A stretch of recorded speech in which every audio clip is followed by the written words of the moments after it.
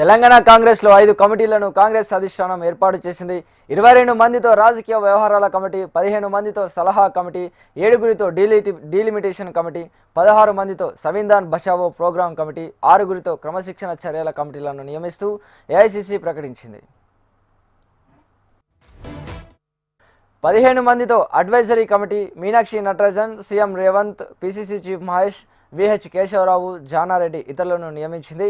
7 మంది సభ్యులతో delimitation committee చైర్మన్గా చల్లా వంశీచంద్రెడ్డిని ప్రకటించింది. 16 మందితో సంవిధాన్ బచావో కమిటీ, ఈ కమిటీ చైర్మన్గా పి వినయ్ కుమార్, ఎమ్మెల్సీలు దయాకర్, శంకర్ నాయక్, ఎమ్మెల్యే బాలు నాయక్ ఇతరులు ఉన్నారు.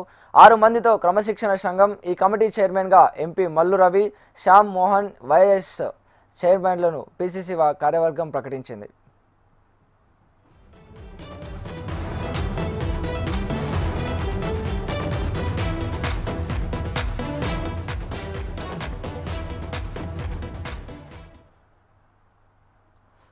తెలంగాణ కాంగ్రెస్లో 5 కమిటీలను కాంగ్రెస్ అధిష్టానం ఏర్పాటు చేసింది.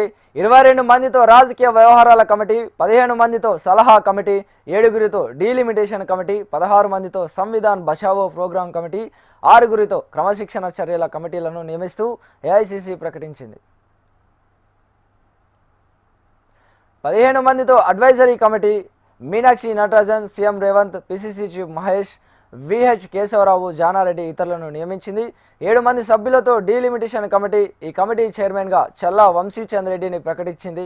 16 మందితో కూడిన సంవిధాన్ బచావో కమిటీ, ఈ కమిటీ చైర్మన్గా పి వినయ్ కుమార్, ఎమ్మెల్సీలు దయాకర్, శంకర్ నాయక్, ఎమ్మెల్యే బాలు నాయక్ ఇతరులు ఉన్నారు. 6 మందితో కూడిన క్రమశిక్షణ సంఘం కమిటీ, ఈ కమిటీ చైర్మన్గా ఎంపీ మల్లు రవి, శ్యామ్ మోహన్, వైస్ చైర్మన్లను పీసీసీ కార్యవర్గం ప్రకటించింది.